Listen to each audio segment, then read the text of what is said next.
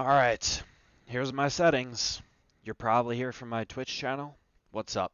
Make sure to subscribe to the YouTube. I'm just going to run through all my settings all at once real quick, and then I'll go through them explaining them after.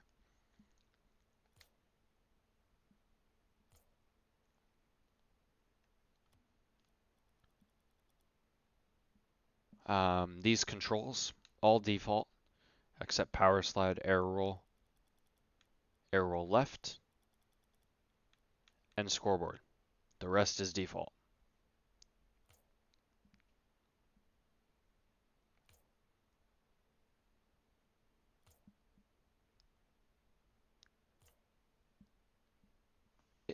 Okay. If I skip over something, it's because it's not important. But yeah, here we go.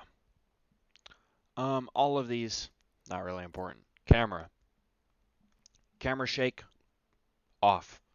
Field of view, make it either 110 or 109. Distance, make it either 260 or 270. Height, put it between 90 and 110.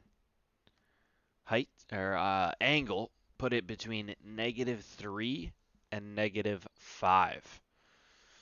Stiffness is personal preference. Same with swivel speed and transition speed.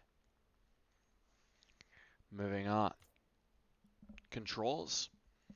Sensitivity overall is personal preference, but I'd highly recommend having them between 1.4 and 2.0 for both of them. No, they don't have to be the same, but most people do have them the same. Between steering and aerial, of course. Controller dead zone you should have as low as possible without getting stick drift. Most of the time, that's for most controllers, that's going to be 0.05. So you should have it as 0.05.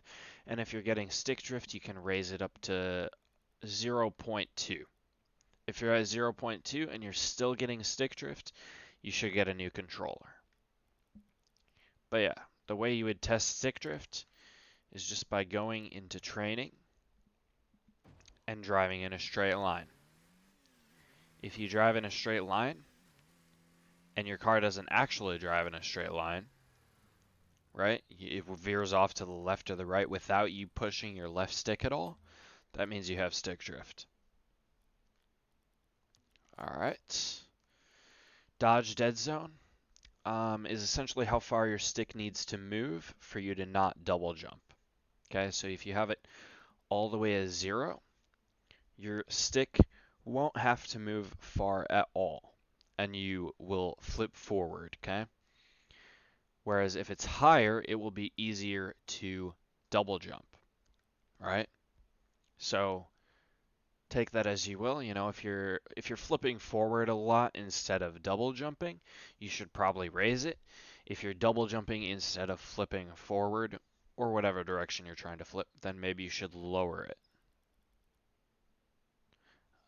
Controller vibration, turn it off. You don't want your controller to vibrate. Ball camera mode, put it on toggle. Interface with the nameplate scales. I mean, the only thing that really matters here is nameplate scale. You shouldn't have these small. Nameplates are really important in the game.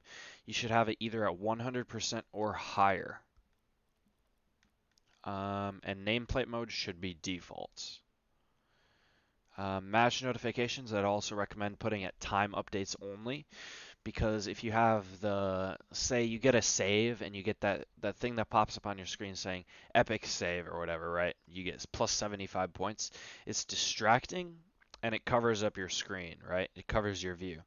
Both of these things will troll you in game, right?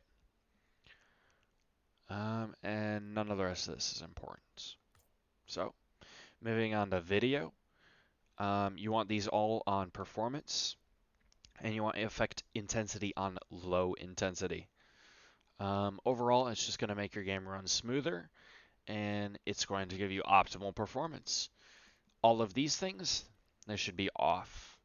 They just distract you and make your game look quote unquote better, but like, unless you're silver and just playing with camera shake on, you know, looking at the flowers on the side of the field or something, right?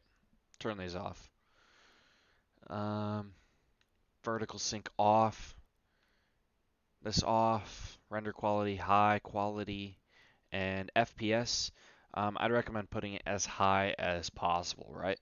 My monitor is 240 hertz, right? But I have it on 360 instead because I would like more FPS if possible.